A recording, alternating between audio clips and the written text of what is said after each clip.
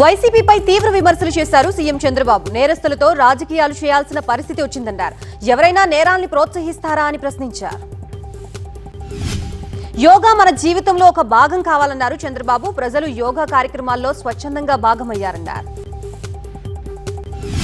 రేపు yoga day celebrate చేసుకోవాలని పిలుపునిచ్చారు సీఎం చంద్రబాబు. గత నెల 21 నుంచి ఈ నెల 21 వరకు కార్యక్రమాలు చేపట్టామన్నారు. విశాఖలో యోగా డే వేడుకలకు భారీగా ఏర్పాట్లు జరుగుతున్నాయి. ఆర్కే బీచ్ రోడ్ లో ప్రధాన వేదిక నిర్మాణం పనులు కొనసాగుతున్నాయి. ఇక్కడే ప్రధాని మోదీ యోగా చేయనున్నారు. ఇప్పటికే ఈ ప్రాంతాన్ని ఎస్పీజీ బలగాలు తమ ఆధీనంలోకి తీసుకున్నాయి. వేదిక దగ్గర నుంచి 25 కిలోమీటర్ల వరకు ప్రజలు యోగా చేసేలా ఏర్పాట్లు చేస్తున్నారు. సీఎం చంద్రబాబు అధ్యక్షతన ఎస్ఐపిబి సమావేశం జరిగింది. స్టేట్ ఇన్వెస్ట్మెంట్ ప్రమోషన్ బోర్డు భేటీలో కీలక నిర్ణయాలు తీసుకుంది ప్రభుత్వం. తమ ప్రభుత్వ కక్ష సాధింపు చర్యలకి పాల్పడొద్దన్నారు మంత్రి లోకేష్. తప్పు చేసిన వారిని మాత్రం చట్ట ప్రకారం శిక్షిస్తామన్నారు. మోదీతో భేటీ తన జీవితంలో కీలక మలుపు అని లోకేష్ అన్నారు. ఎవరికి ఇవ్వనంత సమయం తనకి ప్రధాని ఇచ్చారన్నారు. మోదీ తనకి గొప్ప స్ఫూర్తినిచ్చారన్నారు. ప్రతిపక్ష నాయకుడిని భూస్థాపితం చేస్తామంటూ చంద్రబాబు మాట్లాడుతున్నారని, హామీల గురించి అడిగితే భూస్థాపితం చేస్తారా అని ప్రశ్నించారు మాజీ సీఎం జగన్. హామీల అమలుపై చంద్రబాబుని విమర్శించారు జగన్. అబ్రకదబ్రా అన్నట్లుగా హామీల అమలు తీరు ఉందన్నారు. ఈ ప్రభుత్వం చేసేది హామీల అమలు కాదు, బాదుడే బాదుడు అన్నారు. బనకచర్ల ప్రాజెక్ట్ ని ఒకేసారి చేయలేమన్నారు జగన్. ఫేజ్ బై ఫేజ్ పూర్తి చేసుకుంటా రావాలన్నారు. 4 నెలల్లోనే వీలైనన్ని ఎక్కువ నీళ్లు మళ్లించాలన్నారు. షర్మిల ఫోన్ ట్యాపింగ్ వ్యవహారంపై స్పందించారు జగన్. షర్మిల ఫోన్ ట్యాపింగ్ చేశారో లేదో తనకి తెలియదన్నారు. తెలంగాణ వ్యవహారంతో తనకి సంబంధం లేదన్నారు. జగన్ మానసిక పరిస్థితి దెబ్బతిందన్నారు మంత్రి అనగాని. గంజాయి బ్యాచ్ ఉన్మాదుల్ని బెట్టింగ్లకి పాల్పడే నేరగాళ్లని కలుస్తున్నారన్నారు. యోగాంధ్రలో పాల్గొంటే జగన్ ప్రెస్టేజిషన్ తగ్గుతోందన్నారు మంత్రి అనగాని. అల్లర్లు సృష్టించడం మాని యోగాసనాలు చేయాలన్నారు. భయపెట్టి రాజ్యం చెలాయించాలన్నట్లుగా జగన్ తీరుందన్నారు మంత్రి పయ్యావుల. అధికారంలో ఉన్నప్పుడు అధికారుల్ని భయపెట్టారన్నారు. మద్యం కేసులో త్వరలో జగన్ అరెస్ట్ అవుతారన్నారు ఎమ్మెల్యే ఎంఎస్ రాజు. రైతులపై జగన్ ప్రేమ నటిస్తున్నారని, శాంతి భద్రతలకు విఘాతం కలిగిస్తున్నారన్నారు. బాపట్ల జిల్లా పరుచూరులో పొగాకు కొనుగోలు కేంద్రాన్ని ప్రారంభించారు మంత్రి అచ్చెన్నాయుడు. మార్క్ ఫెడ్ ద్వారా బర్లీ పొగాకు కొంటున్నారన్నారు. ఢిల్లీలో సీఆర్ పాటిల్ ని కలిశారు సీఎం రేవంత్ రెడ్డి. మంత్రి ఉత్తమ్ పోలవరం బనకచర్ల ప్రాజెక్టుపై తెలంగాణ అభ్యంతరాల్ని కేంద్ర మంత్రికి వివరించారు. ఏపీ ప్రాజెక్టుకి అనుమతి ఇవ్వద్దంటూ కేంద్రానికి విజ్ఞప్తి చేశారు సీఎం రేవంత్. బనకచర్ల ప్రాజెక్టుతో పాటు తెలంగాణ నీటిపారుదల ప్రాజెక్టుపై కూడా పాటిల్తో చర్చించారు. తమ అభ్యంతరాల్ని పరిగణలోకి తీసుకుంటామని కేంద్ర మంత్రి హామీ ఇచ్చారన్నారు మంత్రి ఉత్తమ్. త్వరలోనే ఇరు రాష్ట్రాల సీఎంలతో సమావేశం ఏర్పాటు చేస్తామని తెలిపారు. కాళేశ్వరం ప్రాజెక్టు విషయంలో మరోసారి క్లారిటీ ఇచ్చారు ఈటెల రాజేందర్. నాటి మంత్రివర్గ ఆమోదంతోనే కాళేశ్వరం పనులు జరిగాయని స్పష్టం చేశారు. ఈ అంశానికి సంబంధించి ప్రతి డాక్యుమెంట్ తన దగ్గర ఉందన్నారు ఈటెల రాజేందర్. దీనిపై కాంగ్రెస్ నేతలతో ఎక్కడైనా చర్చకు సిద్ధమన్నారు. తెలంగాణ ప్రాంత ప్రయోజనాలు తాకట్టు పెట్టే విధంగా రేవంత్ రెడ్డి ప్రభుత్వం పనిచేస్తోందని మండిపడ్డారు బీఆర్ఎస్ నేత నిరంజన్ రెడ్డి. బనకచర్ల క్రాస్ రెగ్యులేటరీ ద్వారా గోదావరి జలాల్ని పెన్నా బేసిన్ కి తరలించిపోయేందుకు ఏపీ ప్రయత్నిస్తోందని నిరంజన్ రెడ్డి ఆరోపించారు. తెలంగాణ కాంగ్రెస్ అరాచకాలు దాస్తే దాగమన్నారు కిషన్ రెడ్డి. అబద్ధపు హామీలు అమల్లో వైఫల్యం, ఖజానా ఖాళీ చేయడం కాంగ్రెస్ మోడల్ పాలన అని విమర్శించారు. వ్యవసాయ రంగంలో ఏఐ వినియోగంపై తెలంగాణ సర్కార్ దృష్టి పెట్టింది. నెదర్లాండ్కి చెందిన ఆర్కిటెక్ట్ సంస్థ ప్రతినిధులతో మంత్రి తుమ్మల సమావేశమయ్యారు. పేదవాడి ఇంటి కలని గత ప్రభుత్వం బొమ్మలకే పరిమితం చేసిందన్నారు మంత్రి పొంగులేటి. తమ ప్రభుత్వం ఈ ఏడాదే 4 లక్షలకి పైగా ఇళ్లు నిర్మిస్తోందన్నారు. ములుగు జిల్లాలో పర్యటించారు మంత్రి సీతక్క. పలు అభివృద్ధి కార్యక్రమాల్లో పాల్గొన్నారు. బండారుపల్లి మోడల్ స్కూల్ ని సందర్శించి కంప్యూటర్ ల్యాబ్ ని ప్రారంభించారు సీతక్క. 6 ఏళ్లుగా బనకచర్లపై ఏపీ సర్కార్ పనిచేస్తోంటే తెలంగాణ ప్రభుత్వం ఏం చేస్తోందని ప్రశ్నించారు హరీష్ రావు. తెలంగాణ జలాల్ని దోచుకెళ్లే ప్రయత్నాన్ని ఎందుకు అడ్డుకోలేదన్నారు. కడియం రేవూరి ప్రకాష్ రెడ్డిపై కొండా మురళి ఆగ్రహం వ్యక్తం చేశారు. నాడు టీడీపీని కడియం భ్రష్టు పట్టించారన్నారు. మొన్న కేసీఆర్ ని వెన్నుపోటు పొడిచారన్నారు. గాంధీ భవన్ లో రాహుల్ గాంధీ బర్త్డే వేడుకలకి ఘనంగా నిర్వహించారు. రాజ్యసభ ఎంపీ అనిల్ కుమార్ యాదవ్ ఆధ్వర్యంలో ఈ సెలబ్రేషన్స్ జరిగాయి. రాహుల్ గాంధీ పుట్టినరోజు సందర్భంగా మొయినాబాద్ లో రక్తదాన శిబిరం ప్రారంభించారు స్పీకర్ గడ్డం ప్రసాద్. తలసేమియా హాస్పిటల్ వారికి బ్లడ్ డొనేషన్ చేశారు. పిచ్చోడి చేతిలో రాయిలా ట్రంప్ చేతిలో న్యూక్లియర్ బటన్ ఉందని విమర్శించారు కేఏ పాల్. పాకిస్తాన్ ఎయిర్ బేస్ వాడుకుని ఇరాన్ మీద దాడికి ప్లాన్ చేశారన్నారు. ఫోన్ ట్యాపింగ్ కేసులో ప్రభాకర్ రావు వ్యవహారంలో సుప్రీంకోర్టుని ఆశ్రయించనున్నారు సిట్ అధికారులు. ప్రభాకర్ రావుకి రిలీఫ్ రద్దు చేయాలని కోరనున్నారు. ఏసీబీ కోర్టులో ఏపీ సిట్ పిటిషన్ దాఖలు చేసింది. లిక్కర్ కేసులో అరెస్ట్ అయిన చెవిరెడ్డి, వెంకటేష్ ని 5 రోజుల కస్టడీకి కోరారు అధికారులు. 11 సంవత్సరాల ప్రధాని మోదీ పాలన సందర్భంగా తిమ్మాపూర్లో నిర్వహించిన వికసిత భారత సంకల్ప సభలో పాల్గొన్నారు ఎమ్మెల్యే పాల్వాయి హరీష్ బాబు.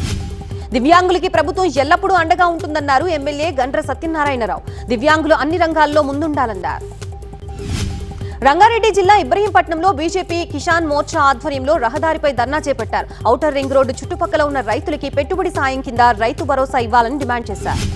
నిర్మల్ జిల్లా బాసర గోదావరి వద్ద పోలీసులు మాక్ డ్రిల్ నిర్వహించారు. ప్రకృతి విపత్తులు సంభవించిన సమయంలో ఎలాంటి రక్షణ చర్యలు తీసుకోవాలో ప్రదర్శనలు ఇచ్చారు. సిద్దిపేట జిల్లా తోగుటలో పొద్దుతిరుగుడు ధాన్యాన్ని కొనుగోలు చేసి 75 రోజులు అవుతున్నా ఇంతవరకు రైతుల ఖాతాలో డబ్బులు పడలేదంటూ రైతులు ఆగ్రహం వ్యక్తం చేస్తున్నారు. తొగుటలో రోడ్డుపై బైఠాయించి రాస్తారోకో నిర్వహించారు రైతులు. కాంగ్రెస్ ప్రభుత్వానికి వ్యతిరేకంగా నినాదాలు చేశారు. కర్నూలు ఎమ్మిగనూరు గురు రాఘవేంద్ర ప్రాజెక్టు కార్యాలయం ముందు రైతులు ధర్నా చేశారు. ప్రాజెక్టు మరమ్మతుల పనులు చేపట్టి రైతుల పొలాలకి నీళ్లు అందించాలని వారు డిమాండ్ చేశారు. ఎన్టీఆర్ జిల్లా రెడ్డిగూడెం మండలం నాగులూరు గ్రామంలో రైతులు రోడ్డెక్కారు. మట్టి అక్రమ రవాణా ఆపాలంటూ నిరసన వ్యక్తం చేశారు. విద్యార్థులకి రోడ్ సేఫ్టీపై అవగాహన ఉండాలన్నారు Hyderabad CP CV Anand. Traffic పై అవగాహన లేకపోవడంతోనే యాక్సిడెంట్స్ సంభవిస్తున్నాయని చెప్పారు. హైదరాబాద్ రవీంద్ర భారతిలో ట్రాఫిక్ పోలీసుల ప్రత్యేక సమావేశం నిర్వహించారు. స్కూళ్ల యాజమాన్యాలు, బస్సు డ్రైవర్లకి పాటించాల్సిన జాగ్రత్తలపై దిశానిర్దేశం చేశారు. అసభ్యకర వీడియోలు డౌన్లోడ్ చేసి సోషల్ మీడియాలో అప్లోడ్ అండ్ ఫార్వర్డ్ చేస్తున్న 15 మందిని అరెస్ట్ చేశారు తెలంగాణ సైబర్ సెక్యూరిటీ అధికారులు. ఎన్టీఆర్ జిల్లా జగ్గేపేట ఎంపీడీఓ కార్యాలయం ముందు తల్లిదండ్రులు ఆందోళనకు దిగారు. మా స్కూల్ మాకు కావాలని విద్యార్థుల తల్లిదండ్రులు డిమాండ్ చేస్తున్నారు. అంబేద్కర్ కోనసీమ జిల్లా ములికిపల్లి గ్రామం ఎంపీపీ పాఠశాలకి తాళం వేశారు తల్లిదండ్రులు. 3వ తరగతి నుండి ప్రక్క గ్రామంలో ఉన్న హైస్కూల్కి పిల్లల్ని పంపించడంపై ఆగ్రహం వ్యక్తం చేస్తున్నారు. మంచిర్యాల జిల్లా రాపనపల్లి వద్ద భారీగా నకిలీ పత్తి విత్తనాలు పట్టుకున్నారు కోటపల్లి పోలీసులు. టాటా టియాగో వాహనంలో తరలిస్తున్న 108 ప్యాకెట్లని స్వాధీనం చేసుకున్నారు. రంపచోడవరం ఏరియా ఆసుపత్రిలో ఉన్న మావోయిస్టు మృతదేహాలపై వదంతులు ప్రచారం చేయొద్దన్నారు డీఎస్పీ. రేపు తెలంగాణలో వర్షాలు పడే అవకాశం ఉందని వాతావరణ శాఖ తెలిపింది. ఈదురుగాలులతో మోస్తరు వర్షాలు కురిసే అవకాశం ఉందని చెప్పింది. దుబాయ్లో గ్లోబల్ సదస్సు నిర్వహించడం గర్వంగా ఉందన్నారు TV9 network MD Varun Das. ప్రధాని మోదీ సారథ్యంలో భారత్ ప్రపంచంలోనే అగ్రగామిగా ఎదుగుతోందన్నారు. ఢిల్లీ చేరుకున్నారని ప్రధాని మోదీ 4 రోజుల పాటు 3 దేశాల్లో పర్యటించారు. ఆయన సర్ గంగారాం హాస్పిటల్ నుంచి సోనియా గాంధీ డిశ్చార్జ్ అయ్యారు. అనారోగ్యం నుంచి కోలుకుంటారా? ఢిల్లీలో అశుతోష్ అగ్నిగోహోత్రి రాసిన మైహ్రోబూన్ స్వయం ఖుద్ సాగర్ హూన్ పుస్తకాన్ని ఆవిష్కరించారు అమిత్ షా.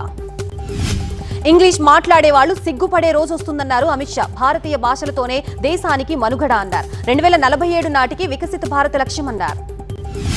గుజరాత్లోని కాడి అసెంబ్లీ నియోజకవర్గంలో ఉప ఎన్నిక నిర్వహించారు. మోహ్సానాలో తన ఓటు హక్కును వినియోగించుకున్నారు బీజేపీ నేత నితిన్ పటేల్. అంతర్జాతీయ యోగా డే సందర్భంగా దేశవ్యాప్తంగా యోగాసనాలు కొనసాగుతున్నాయి. ఉత్తరాఖండ్ డెహ్రాడూన్లో కుటుంబంతో కలిసి యోగాసనాలు చేశారు సీఎం పుష్కర్ సింగ్ ధామీ.